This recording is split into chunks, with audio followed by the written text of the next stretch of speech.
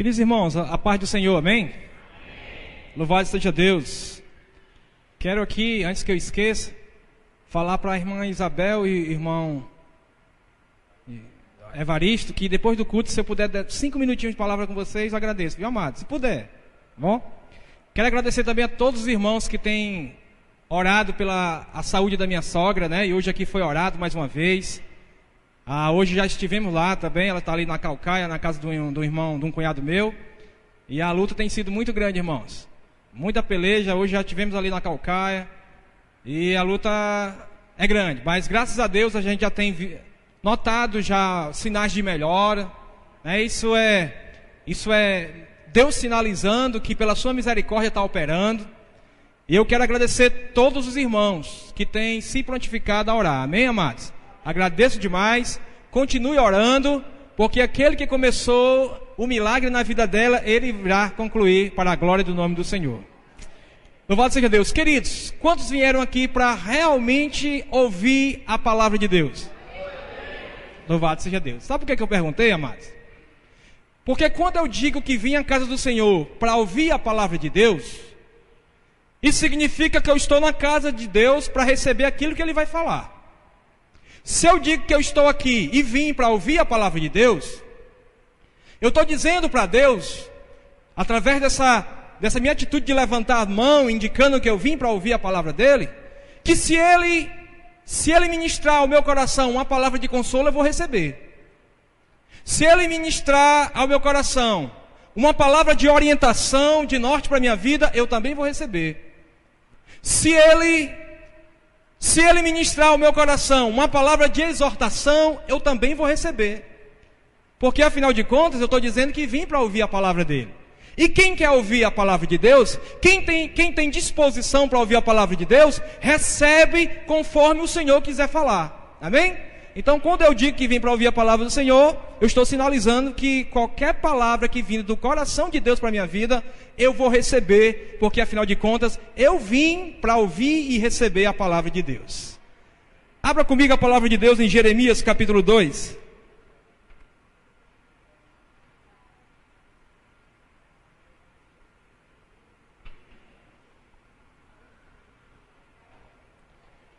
Jeremias capítulo 2,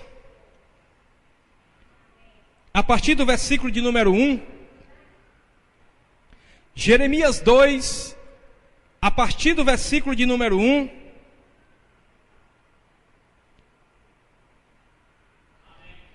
Hoje vamos falar aqui de algo de um sentimento de Deus que muitas vezes a gente esquece de falar e de pregar sobre esse sentimento de Deus. A gente vai estar pregando hoje sobre isso. Jeremias 2, a partir do versículo 1, diz assim a palavra do nosso Deus: A mim me veio a palavra do Senhor dizendo: Vai e clama aos ouvidos de Jerusalém, assim diz o Senhor: Lembro-me de ti, da tua afeição quando eras jovem, e do teu amor quando noiva, e de como me seguias no deserto, numa terra em que se não semeia.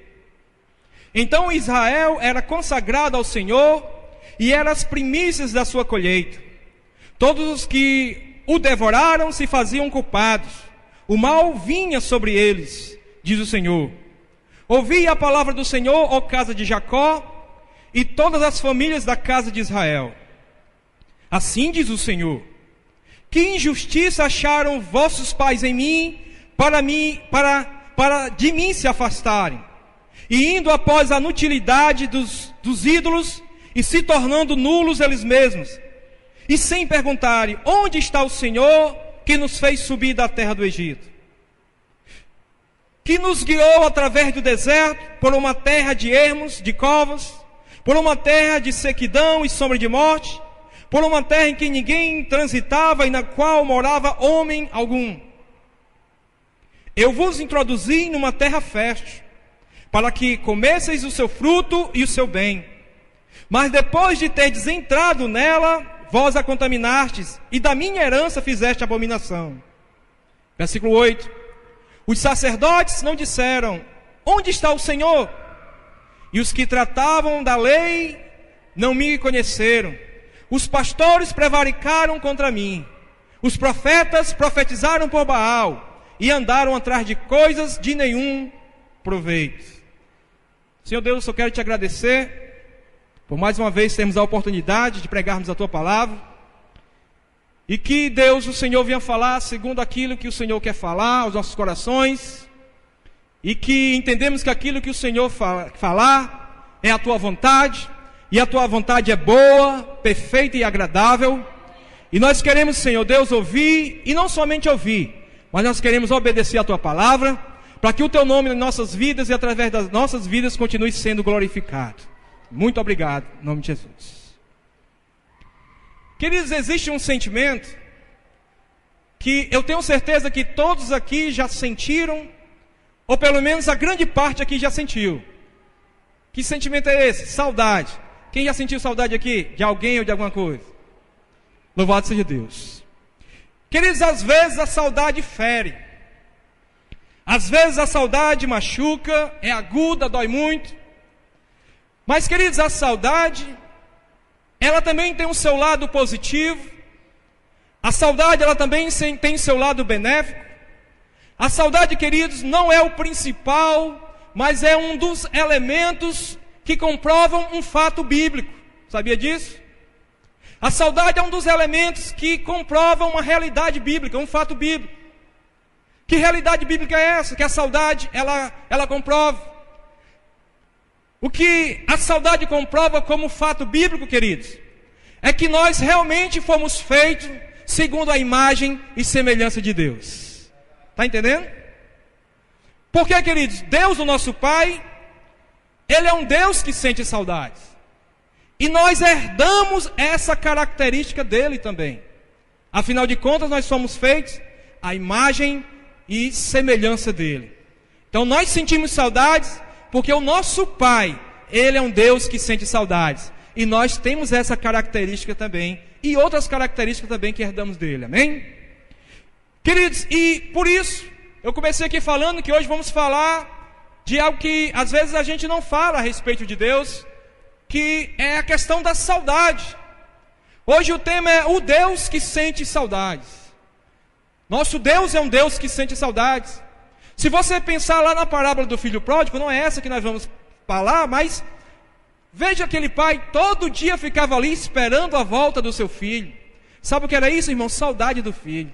Saudade de ver o filho novamente na casa, de abraçar, de conviver, de ter comunhão com o seu filho. Então, todo dia ele estava ali, isso era saudade. O nosso Pai, Ele é um Deus que sente saudades, amém? No texto que foi lido nesta noite, queridos, o texto de Jeremias, capítulo 2, Deus, Ele faz uso aqui da vida do profeta, para trazer uma mensagem à casa de Israel, o seu povo. E nós podemos ver, queridos, que como Jeremias foi usado profundamente como instrumento nas mãos de Deus, para a transmissão dessa mensagem ao povo dele, ao povo de Israel. É tanto que no versículo 1, Jeremias ele fala que a mim me veio a palavra do Senhor. Ele não está dizendo que o que ele ia entregar ao povo era a palavra dele. Ele não estava dizendo que o que ele ia entregar ao povo era algo que estava no seu próprio coração, não, mas era a palavra de Deus para o coração daquele povo. No versículo 2 ele diz que assim diz o Senhor, vai e clama aos ouvidos de Israel, assim diz o Senhor. Ele não diz assim eu te digo, não, assim diz o Senhor. Era a palavra de Deus para a vida daquele povo. E no versículo 4, você pode ver ele dizendo, ouvi a palavra do Senhor, ó casa de Jacó, e todas as famílias da casa de Israel. Ele não diz, ouvi a minha palavra, a palavra do profeta, não, ele diz, ouvi a palavra do Senhor. Então ele se coloca aqui como instrumento nas mãos do Senhor, para trazer uma palavra do coração de Deus para aquela nação, para Israel. E aí foi dito aqui nesta noite que nós somos o Israel de Deus. Então, se nós somos o Israel de Deus, como eu creio que realmente nós somos o Israel espiritual de Deus para os dias de hoje. Eu creio que essa palavra também é para o meu coração e para o seu coração nessa noite. Eu também creio que o que Deus vai falar aqui nessa noite é para a minha vida e para a sua vida. É para a relevância da minha comunhão com Ele e para a relevância da sua comunhão com Ele. Amém? Então Deus aqui ele faz uso da vida do profeta para lembrar aqui pelo menos duas coisas à casa de Israel e para nos lembrar hoje. A primeira coisa que Deus usa aqui a vida do profeta para relembrar Israel foi com relação aos feitos dele pelo povo. Deus ele fez coisas tremendas pelo povo de Israel. Deus ele fez coisas extraordinárias pelo povo de Israel. E tem feito por mim e por você que somos Israel espiritual de Deus. E aí ele começa através do profeta a falar, a relatar alguns fatos, algumas coisas que Deus fez em prol da casa de Israel, em prol do povo dele. No versículo 6 ele diz que ele foi o Deus que libertou o povo da escravidão do Egito. Ainda no versículo 6 ele diz que ele guiou o povo em meio ao deserto. Ainda no versículo 6 ele diz que ele protegeu e supriu as necessidades do povo durante a jornada no deserto. Ele tirou o povo do Egito, da escravidão, colocou no deserto, guiou o povo. Ele não colocou e deixou o povo ali sem saber para onde ia, como ovelha sem pastor. Não, ele colocou no deserto, mas ali ele guiou, ali ele protegeu e ali ele supriu as necessidades do povo. E ainda no versículo 7 ele diz que esse Deus, ele colocou o povo numa terra maravilhosa e produtiva. Então aqui Deus começa a falar através do profeta o que ele havia feito pela vida do povo. As ações que ele fez, que ele realizou para abençoar a vida daquele povo, para tornar aquele povo um povo próspero, para ver que o Deus a qual tinha tirado eles lá do Egito, da terra da servidão, da escravidão, é um Deus vivo, é um Deus poderoso, é um Deus eficaz e é um Deus que faz toda a diferença na vida de um povo. Então a primeira coisa que ele faz é isso, é lembrar o povo desses grandes feitos. Mas ele também faz algo, através do profeta, ele também começa a falar para o povo, os feitos do povo para com ele. Primeiro ele falou dos feitos dele para com o povo. Depois ele começa a falar dos feitos do povo para com ele. E quais foram os feitos do povo para com ele? Primeiro, versículo 5 diz que o povo virou as costas para Deus. Olha a diferença. Deus virou a face para o povo e abençoou. E agora o povo, na hora de retribuir o que fez, o povo virou as costas para Deus. Versículo 6 diz que o povo se esqueceu de Deus. Olha os feitos do povo para com Deus. No versículo 8 diz que a liderança espiritual de Israel, os sacerdotes, os pastores e os profetas, eles se corromperam. E ainda no versículo de número 7 diz que aquela terra produtiva que Deus deu para abençoar o povo, eles tornaram aquela terra uma abominação a Deus. Eles contaminaram aquela terra. Veja aí a diferença dos feitos de Deus para o povo e dos feitos do povo para com Deus. Queridos, algum tempo atrás, numa escola bíblica de uma outra igreja, nós estudamos Jeremias. E quando a gente estudou exatamente esse texto que a gente leu hoje, eu vi que algumas irmãs ficaram revoltadas com o povo de Israel naquele tempo. Como é que pode? Deus fez tanta coisa maravilhosa para com aquele povo. Deus ministrou tudo isso na vida do povo. E o povo agora trata Deus dessa forma. O povo foi ingrato. E eu disse para ela, irmã, não se admire não, porque nós somos o Israel espiritual de Deus. E ainda essa mesma história está acontecendo nos dias de hoje. Quantos feitos Deus tem feito pela minha vida e pela sua vida? E muitas vezes retribuímos exatamente como Israel retribuiu a Deus. Ingratidão, virar as costas para Deus, não vir mais para a casa de Deus, não quer mais nem conversa com Deus. Quantas vezes a gente chega aqui com a família toda desmantelada, toda esbagaçada, desculpa a expressão, mas eu sou cearense e eu quero falar na linguagem mais possível para o cearense também entender. A gente vem com a família e o casamento só os bagaços. Aí Deus trata, Deus restaura, Deus muda o rumo, Deus reescreve uma nova história. Depois, quando tudo está bem, a família não vem mais para a casa de Deus, o casamento, a gente abandona tudo, não está mais nem aí para Deus. Muitas vezes a gente está na casa de Deus, a coisa não está legal, Deus abre uma porta de emprego. Abriu uma porta de emprego, você nunca mais quer vir para a casa de Deus. Você não quer ser dizimista fiel na casa de Deus, não quer cooperar na casa de Deus com os dízimos e oferta, não quer nada. Queridos, a história de Israel é a nossa história. E o que eu acho bom na Bíblia é que Deus poderia esconder tudo isso. Deus poderia mostrar só as coisas positivas. Não, mas Deus também mostra os defeitos, para que a gente possa aprender com os erros. Porque existem 3 tipos de pessoas. Existe o sábio, existe o inteligente e existe o tolo. O sábio é aquele que aprende com os erros dos outros. Ele não precisa sofrer. Ele não precisa passar por aqueles erros para aprender. Ele vê o outro fazer e quebrar a cara, ele diz, não quero para a minha vida. Esse é o sábio. Ele não precisa quebrar a cara para aprender. Ele aprende com os erros dos outros. Rapaz, eu não vou cair nessa não. Fulano de tal enveredou por esse caminho. Ih, ó, como é que está a vida dele? Não quero não. Esse é o sábio. O inteligente é aquele que passa pela dificuldade, quebra a cara e ele aprende. Diga, rapaz, nunca mais eu vou cair nessa. Esse é inteligente. Aprendeu, nadou, mas aprendeu. E o tolo, querido, é quebrando a cara todo dia e não aprende. Então esses são os 3 tipos de pessoas. O sábio, o inteligente e o tolo. Eu espero que você seja sábio. Ou pelo menos inteligente. Mas eu espero que ninguém aqui seja tolo. Então Deus começa a tratar aqui. Mas uma coisa bonita que eu acho da parte de Deus, queridos, é que eu não vi Deus revoltado com o povo aqui. Queridos, o que eu vejo aqui, se você não viu, mas vamos ver pela revelação do Espírito Santo, eu vejo aqui Deus com saudade do povo. No versículo 2 ele diz assim, vai e clama, Deus manda ao profeta, vai e clama aos ouvidos de Jerusalém, assim diz o Senhor, lembro-me de ti.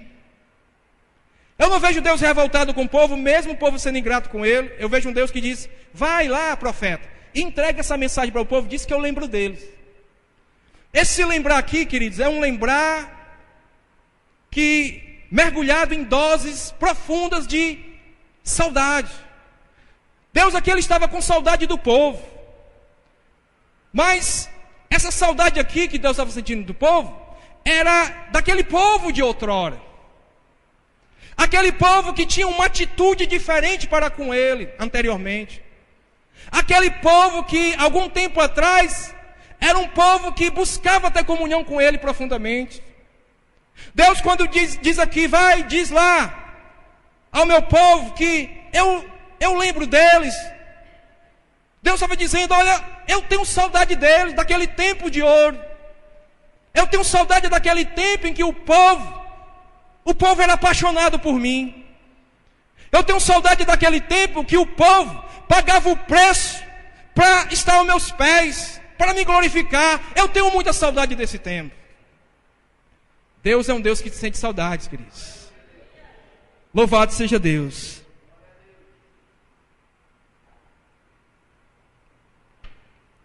Aí Deus começa aqui, aproveita, e começa aqui através do profeta, a falar para o povo de Israel, das coisas que ele estava sentindo saudade.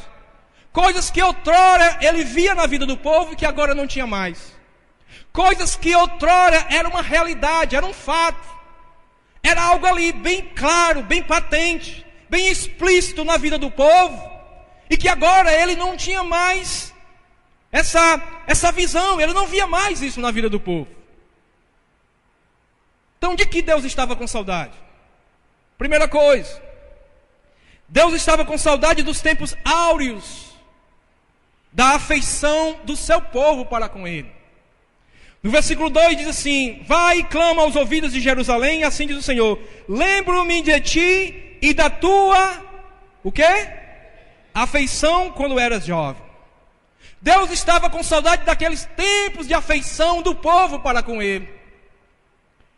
O povo aqui, queridos, ele tinha perdido o encanto por Deus, nesse contexto.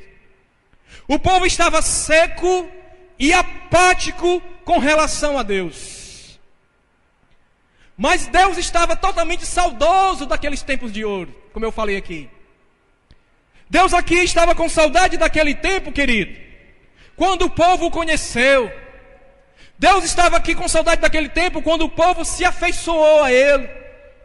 Deus aqui estava com saudade daquele tempo, quando o povo entregou a Ele o seu coração. Deus estava com muita saudade disso, daquele tempo de afeição do povo para com Ele. Queridos, será que Deus também não tem sentido saudade dessa afeição nossa para com Ele nos dias de hoje? Será que Deus também não tem saudade daquele tempo que você se deleitava nele? E a palavra do Senhor nos diz: deleita-te no Senhor e Ele realizará os desejos do teu coração. Será que Deus também não tem saudade daqueles tempos em que nós tínhamos o prazer de ler a sua palavra, a palavra de Deus? Será que Deus também não tem saudade daquele tempo em que nós passávamos tempo em oração falando com Ele? Será que Deus aqui também não tem saudade daquele tempo, querido, em que você vinha à casa do Senhor exultando profundamente, cheio de alegria, a tua alma em gozo total por estar na casa de Deus? Será que Deus não tem saudade daquele tempo em que você cantava louvores a Ele com todo o fervor da tua alma? Será que Deus também não tem saudade daquele tempo em que você dedicava o teu coração totalmente a Ele, e que você conseguia descansar nele, mesmo nos momentos de aflição? Será que Deus também não tem saudade da nossa afeição hoje para com Ele? Nós somos o Israel espiritual de Deus. Agora deixa eu fazer aqui como o pastor Flávio. Eu não ouvi nenhum glória a Deus. Vocês disseram que vieram para ouvir a palavra de Deus. Aqui é a palavra de Deus. Às vezes a gente se acostuma a ouvir só: meu filhinho é bonitinho. E às vezes a gente precisa também ver Deus tirar o cintozinho dele e também bater um pouco. Bate mais, papai. Muitas vezes, queridos, isso precisa acontecer para balançar a figueira. Às vezes a figueira só tem folha, tem que balançar para ver se tem fruto, ou pelo menos gerar fruto. Porque essa questão de balançar a figueira é tão tremendo. Deixa eu só falar disso aqui, não está na mensagem não, mas só para você entender. Não existe aquele tempo, o outono. Nós aqui só temos 2 estações, né? O quente e o mormaço. Mas pro lado do sul e sudeste tem as 4 estações. E o outono é o tempo que o vento dá muito forte contra as árvores e elas caem as folhas. Mas aquele vento ali, querido, bate forte nelas, é muito salutar para elas, porque vai fazer com que ela produza ceifa de maneira mais rápida. E isso vai produzir mais fruto, vai acelerar a produção de frutos. Muitas vezes as pancadas de Deus para balançar a figueira, querido, é para que haja uma produção sobrenatural de ceifa de Deus em nossas vidas, para que frutos possam ser produzidos. Amém? Louvado seja Deus. Eu gosto muito dessas coisas, de ilustração, dessas coisas, eu acho muito bom. Então, queridos, muitas vezes Deus também sente falta disso em nós. Aquela afeição de outrora que Ele não vê mais hoje em nossas vidas. E aí Ele usa aqui o profeta para dizer: eu sinto saudade da afeição do meu povo, que antes era um povo que se deleitava totalmente em mim, e hoje é um povo afastado de mim. Hoje é um povo que é seco para comigo, é apático para comigo, não se alegra comigo. E Deus estava com muita saudade disso. Deus estava com muita saudade de ver ainda essa característica maravilhosa na vida do povo: alegria, afeição profunda pelo Deus vivo. Mas a segunda coisa que Deus estava com saudade naquele momento aqui, esse momento aqui de Jeremias 2, foi que Deus estava com saudade dos tempos do primeiro amor do povo para com Ele. Está muito ligado uma coisa com a outra. Mas no versículo 2 diz: da tua afeição quando era jovem e do teu o quê? E do teu amor. O povo, querido, vinha ao templo e era uma coisa maravilhosa. O povo tinha orgulho da sua religião. Era a religião que professava o Deus vivo, o Deus de Abraão, Isaac e Jacó. O povo ele lotava o templo, era uma coisa maravilhosa, era uma coisa linda. O povo tinha orgulho da sua religião. E o povo confiava, querido, que tudo estava bem. Nós temos uma religião maravilhosa, a gente vai lá nos dias de celebração no templo, a gente está lá, o templo cheio, maravilha. Deus está muito contente conosco, está tudo bem. Queridos, e não estava. Deus está dizendo aqui que sente saudade do amor do povo, do primeiro amor do povo. O povo gostava do templo, queridos. mas tinha perdido a intimidade com o Deus do templo. Gostava do templo, mas cadê a intimidade com o Deus do templo? O povo conhecia muito bem o caminho para a casa de Deus, mas o povo não conhecia o caminho para o coração do Deus da casa. A casa de Deus o povo sabia. Onde é que fica a casa de Deus? É ali. Vai assim, dobra à direita, tal, é lá a casa de Deus. Conhecia o caminho da casa de Deus, mas não conhecia o caminho para atingir o coração do Deus da casa. Uma coisa, queridos, é conhecer a casa de Deus. Outra coisa é ter comunhão profunda com o Deus da casa. Isso faz toda a diferença. O povo havia perdido o primeiro amor por Deus. E nós? Será que nós também não temos perdido o primeiro amor para com Deus? Será que Deus também hoje, através dessa mensagem, através do Espírito Santo, não está dizendo para a minha vida e para a sua vida, que Ele está com saudade porque Ele não encontra mais as características do primeiro amor na minha vida e na sua vida? Será que Deus também não tem saudade disso em nossas vidas? Sinais que a gente possa perceber que estamos perdendo o primeiro amor por Deus. Primeiro, quando estamos perdendo o nosso primeiro amor para com Deus, queridos, nós não temos mais prazer de nos assentarmos aos pés do Senhor para ali adorar. Não tem mais prazer na adoração. Queridos, 1 hora de culto a pessoa fica inquieta. Às vezes eu fico olhando para alguns crentes que na hora do culto tem uma inquietação tão grande. Tem crente que parece que no domingo, no dia de culto, ele passa o dia todinho comendo peixe salgado. Porque na hora do culto é uma sede tão grande. Tá bom de andar com um garrafão de indaiá, 20 litros nas costas com um canudinho. Porque é uma inquietação muito grande, irmãos. 1 hora de culto, o crente não aguenta, e 2 horas, e quando não tem prorrogação, 2 horas, 2 horas e meia, 3 horas diante de uma televisão, assistindo um final do campeonato, porque o seu time está lá, não tem inquietação nenhuma. Não tem inquietação nenhuma, mas para a casa de Deus é inquietação. Pastor, eu vou, qualquer dia de domingo, antes de os irmãos organizar aqui essas cadeiras, eu vou vir inspecionar cada cadeira dessa, que eu estou achando que tem prego. Tem prego nessas cadeiras. Porque é uma inquietação muito grande. Uma igreja maravilhosa como essa, ar-condicionado. Um templo onde Deus opera grandes sinais, poder, maravilhas, milagres acontecem aqui nesse lugar. Todo culto que se realiza aqui nesse lugar, Deus visita fazendo grandes prodígios, milagres, maravilhas daqui. E o crente fica inquieto, meu irmão. Alguma coisa está anormal e não é com Deus.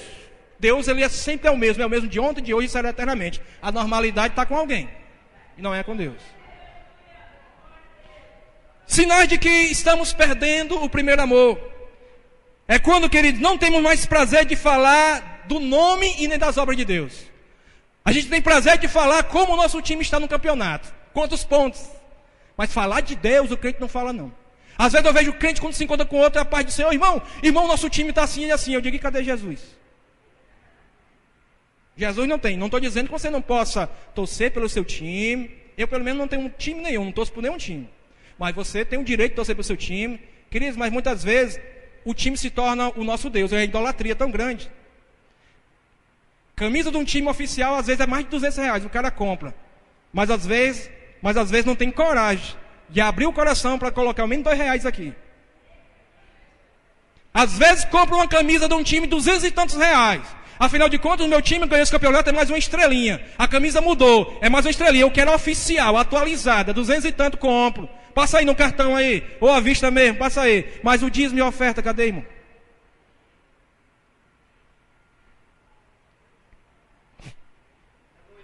Sabe qual é o sinal que nós estamos perdendo o nosso primeiro amor?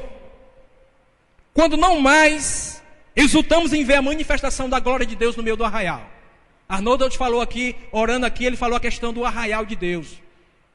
Muitas vezes, querido, Deus está fazendo maravilhas no meio do arraial e o crente está lá, viajando na maionese. O crente está igual ao celular, ou está desligado ou fora de área. Deus operando, Deus fazendo isso, Deus levantando, restaurando. Na hora do apelo, querido, deixa eu só dar um toque para você. Na hora do apelo é um dos momentos, não estou dizendo que é o mais, mas é um dos momentos muito importantes no culto. Sabe por quê? Porque é um momento de batalha espiritual. É um momento que o irmãozinho, ele quer aceitar Jesus, e o inimigo quer segurar ele ali naquela vida dele. E aí o irmão, ao invés de estar intercedendo todo dia, todo culto, na hora do apelo, eu baixo minha cabeça e fico ali intercedendo. Porque é momento de batalha espiritual. Para que Deus quebre as algemas, para que Deus dê coragem, fortaleça os pés, para o crente vir para frente e aceitar Jesus. Porque ele fica preso, o diabo quer prender ele na cadeira para ele não tomar essa atitude. E o crente, ao invés de estar intercedendo, está conversando. Ao invés do crente estar pagando o preço, intercedendo na batalha espiritual, todo mundo unido. Porque o que ligarmos aqui na terra vai ser ligado no céu. O Espírito Santo vai descer, vai quebrar toda a cadeia, vai derrubar por terra todo o cadeado. E ele vai fazer o sinal, ele vai restaurar, vai trazer vidas à reconciliação, à salvação. E o crente está lá. Alheio. É momento de interceder. É batalha espiritual. É guerra. Aqui não é parque de diversão e nem jardim. Aqui é campo de batalha. Aqui é lugar de guerrear, meu irmão. Porque o negócio aqui é tremendo. Louvado seja Deus.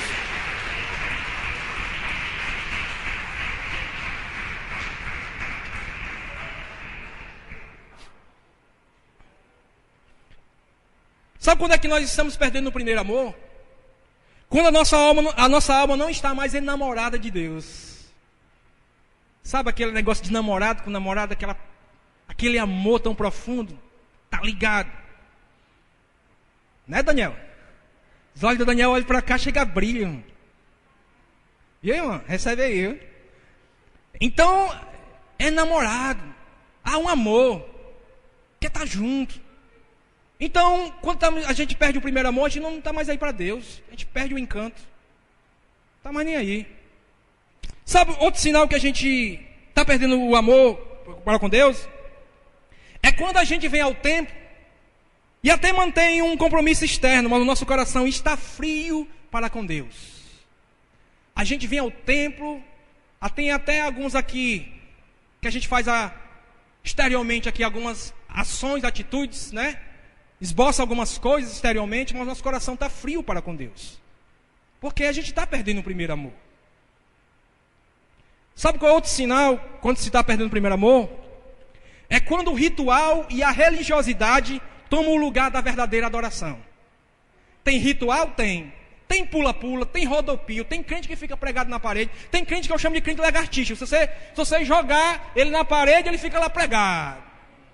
Crente roda, e crente sapateia, e crente faz isso e faz aquilo. Mas não tem primeiro amor, o coração está frio. Depois, quando termina todo esse teatro, que a capa, a máscara sai, a capa cai, o crente é um tremendo mau testemunho dentro de casa, na rua onde mora. Tem ritual? Tem ritual. Tem religiosidade? Tem. Mas não tem a verdadeira adoração.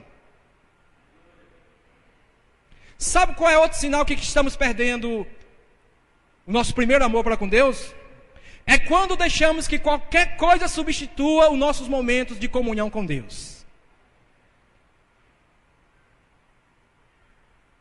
Tudo é motivo para você não estar ligado a Deus, não estar em comunhão com Deus. Hoje, queridos, tem uma coisa pequenininha, que é uma das coisas mais perigosas que o inimigo tem usado para fazer com que as pessoas, para fazer com que os momentos de comunhão daquela pessoa com Deus seja substituído por ele. É uma coisa pequenininha, mas que o diabo tem conseguido. Chama-se cell phone, celular. Não estou dizendo que o celular ninguém pode ter. Eu tenho um celular, você tem. Eu estou dizendo que o mau uso dele, em passar, tem crente que vira à noite na internet, seu celularzinho lá no Facebook, WhatsApp, mas não tem coragem de passar 15 minutos falando com Deus. Então, queridos, esses são sinais de alguém que está perdendo o primeiro amor para com Deus. Sabe qual é outra coisa que Deus estava aqui falando, que estava com saudade de ver isso na vida daquele povo, que outrora ele via e agora não via mais? É que Deus estava com saudade daquele tempo e que um povo era como uma noiva para com ele. Ainda no versículo 2 diz assim: da tua afeição quando era jovem e do teu amor quando o quê? Teu amor quando era noiva. Vocês estão comigo na palavra? Jeremias capítulo 2, versículo 2. O que é que diz aí na sua tradução? Pronto, é a mesma coisa. É sinônimo. Está ligado à questão de ser noivo. Amém? Então Deus estava com saudade daquele tempo em que o povo era como uma noiva para ele. Querido, uma noiva, ela se deleita em estar nos braços do seu noivo. Aquele povo, outrora, ele se deleitava em estar nos braços de Deus, e agora não.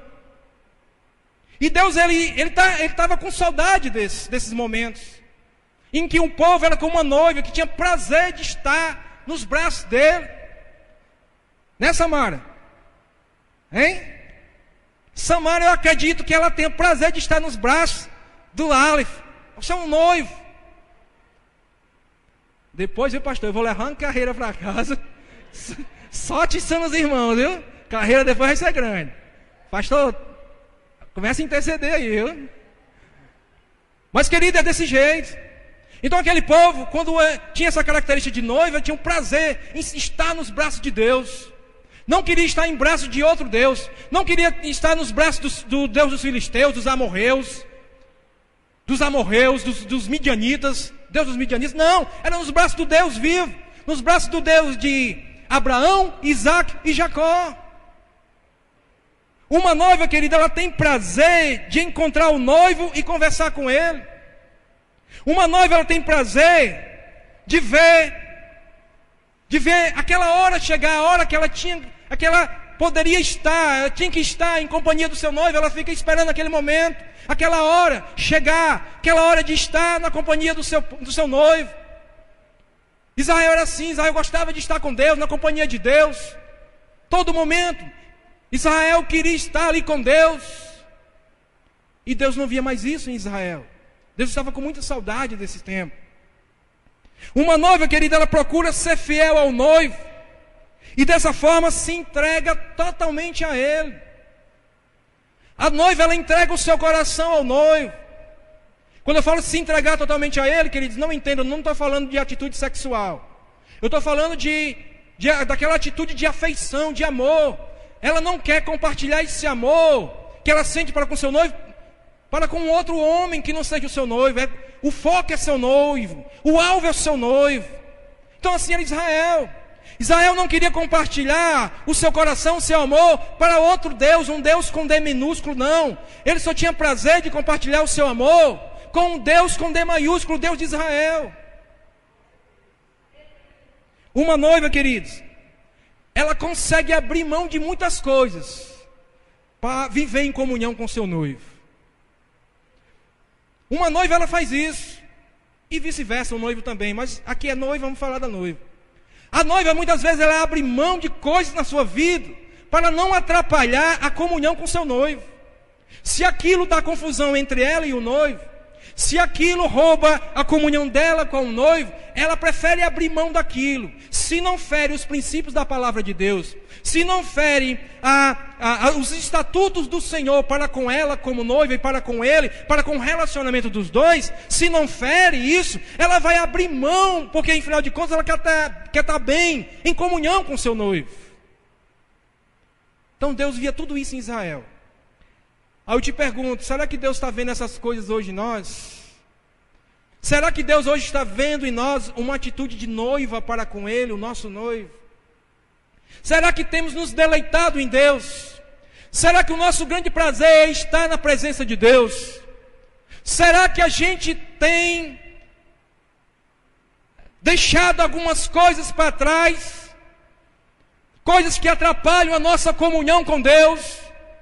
Coisas que atrapalham a nossa jornada de vida espiritual na presença do Senhor?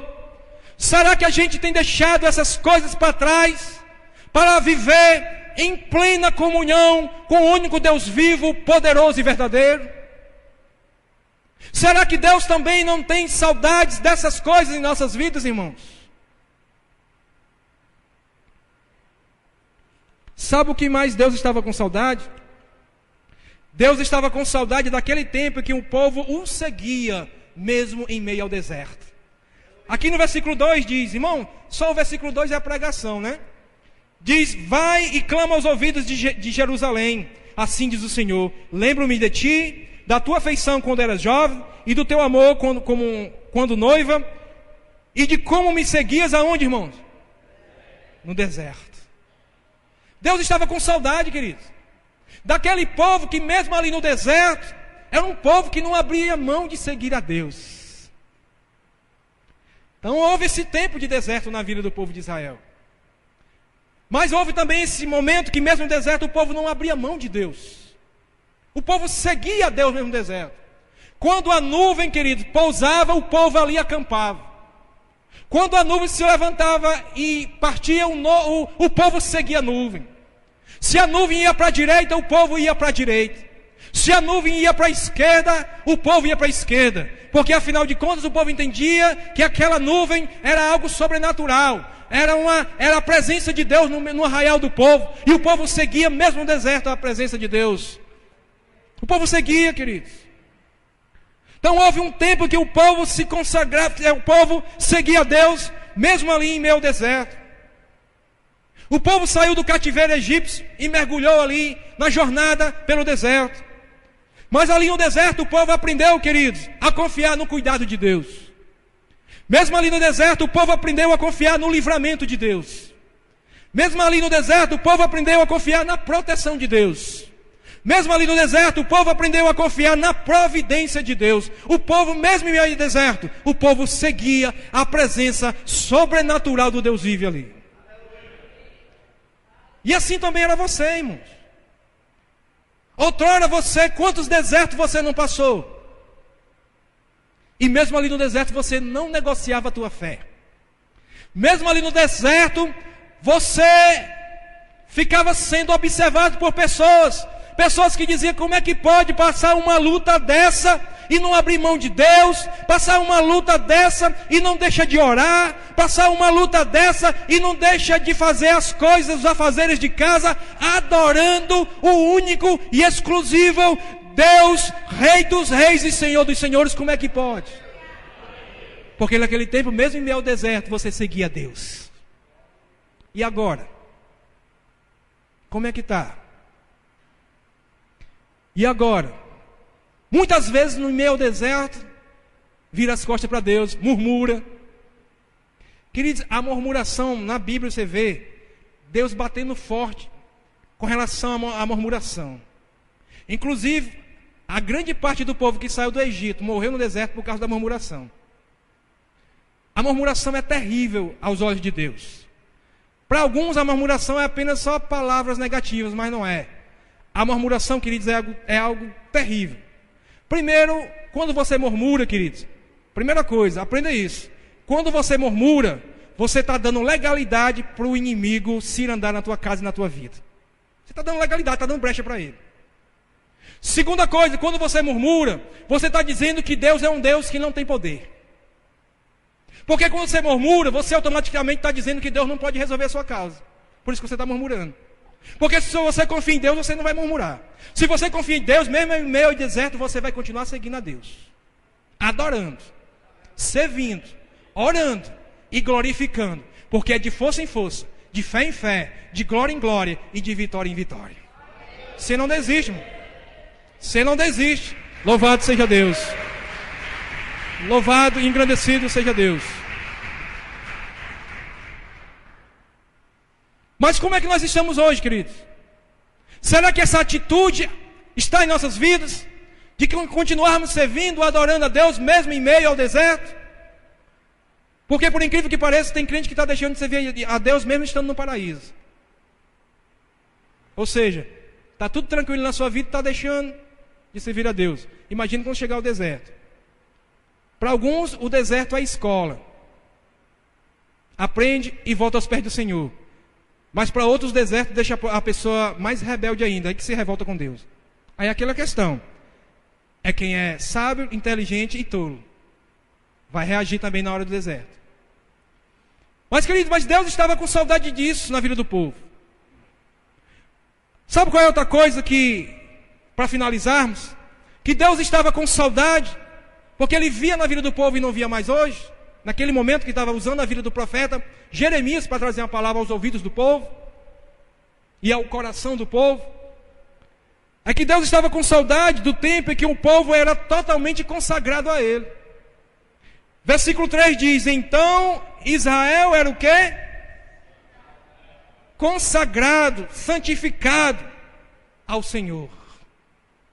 Deus estava com saudade desse tempo, e que Ele olhava para Israel e Ele via um povo consagrado a Ele. O que é consagrado? Um povo que se separava para Deus, para viver para Deus, para servir a Deus.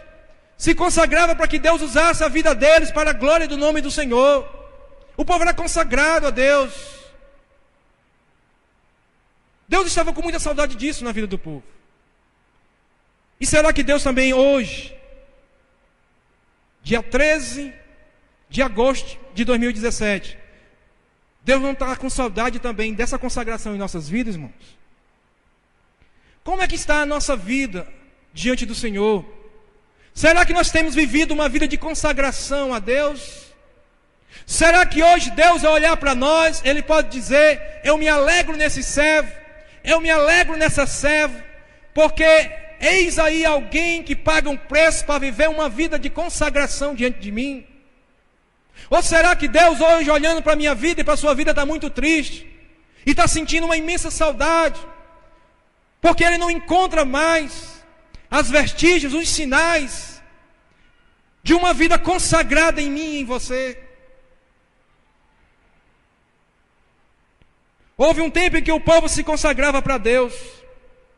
O povo costumava se entregar sem reservas ao Senhor. Sem reservas, o povo colocava no altar do Senhor o seu coração. Sem reservas, o povo colocava no altar do Senhor a sua vida. Sem reservas, querido, o povo colocava no altar do Senhor os seus sonhos, os seus objetivos, os seus projetos de vida, o seu futuro, as suas decisões, aquilo que eles precisavam decidir, eles colocavam diante do Senhor. Porque uma vida consagrada a Deus, queridos, é uma vida totalmente dependente de Deus. É uma vida que aprende a depender não do seu próprio potencial, mas é uma vida que aprende a depender do potencial do Espírito Santo de Deus na sua vida. É uma vida que aprende a depender não dos seus próprios certificados, mas é uma vida que aprende a depender daquilo que Deus certifica dele ou dela. Como é que nós estamos diante do Senhor? Será que Deus tem saudade dessas coisas que foram colocadas aqui na minha vida e na sua vida? Naquele tempo, sabe por que o povo vivia uma vida consagrada ao Senhor? E que Deus está aqui com saudade dessa consagração, dessa separação, dessa doação total da vida do povo diante do altar do Senhor? Sabe por quê? Porque naquele tempo, querido, o povo tinha o Senhor como o seu tesouro, o seu maior tesouro. Naquele tempo, Deus era o maior tesouro para ele. Hoje, queridos, a gente coloca como tesouro das nossas vidas muitas outras coisas.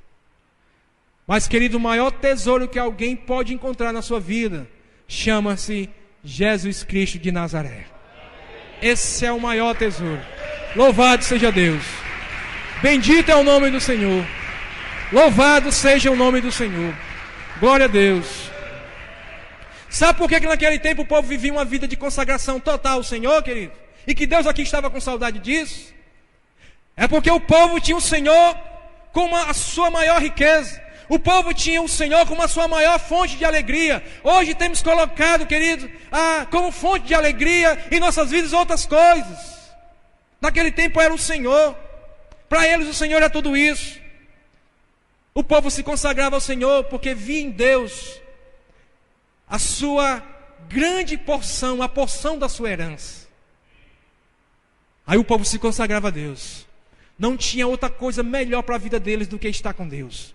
Não tinha outra coisa que mais promovesse prazer, regozijo na sua alma, a não ser estar aos pés do Senhor, adorando ao Senhor em espírito e em verdade. Queridos, nosso Deus é um Deus que sente saudades. Assim como você tem saudade daquele filho que muitas vezes precisa sair desse estado para um outro estado, para fazer um concurso, para trabalhar, para fazer um estágio, enfim, uma viagem que fez. Você tem saudade daquele filho, daquele marido, daquela esposa, né? Que não está com você, está viajando. Você tem saudades ali naquele momento, vai dormir com saudades, acorda com saudades. Deus também tem saudades, querido, quando não vê mais essas coisas também acontecendo no arraial do povo de Deus. Deus tem saudade quando não vê mais o primeiro amor. Deus tem saudade quando não vê mais a afeição do povo para com Ele. Deus tem saudade, querido, quando Ele vê o povo colocando coisas para substituir os momentos que aquele povo poderia ter, deveria ter com Deus. Deus tem saudade daquele tempo em que Ele olha para o povo e não encontra mais as sementes da consagração. Queridos, essa mensagem não é para causar nenhuma raiva ao seu coração, mas essa mensagem é para que nós possamos parar, refletir como está a nossa atitude de fé, como está a nossa vida com Deus. Porque naquele tempo, como eu falei aqui, o povo ia, enchia o templo, o povo tinha orgulho da sua religião, o povo achava que estava tudo bem entre eles e Deus, e não estava. Assim também pode estar acontecendo com a gente. A gente vem em todos os cultos, né? Quem pode vir, todos os cultos vêm, acha que está tudo bem e não está. Está faltando alguma coisa. Que Deus tem saudade de ver isso na sua vida. Coisa que Ele via no seu coração para com Ele e que hoje Ele não encontra mais, Ele não vê mais. Ele está com saudade. E Ele te ama tanto que assim como Ele usou o profeta naquele tempo, Ele está usando a minha vida hoje pela sua misericórdia, porque eu não tenho mérito nenhum para ser usado por Deus. Mas Ele está usando a minha vida como misericórdia. E principalmente, através do Espírito Santo, Ele está comunicando isso à sua vida. Que Ele precisa ver aquelas atitudes de outrora, que tanto alegrava a tua alma, e que impactava o coração de Deus. E que, sabe, estreitava os laços de comunhão mais com o teu Criador. Ele está precisando hoje, Ele está querendo ver hoje, Ele está necessitando ver hoje na tua vida. Tudo isso, queridos, tudo isso por você. Ele está pensando em primeiramente você. Porque quando isso falta na nossa vida, queridos, Deus continua sendo o mesmo Deus. Mas quando isso falta nas nossas vidas, quem somos nós? Sem esse Deus.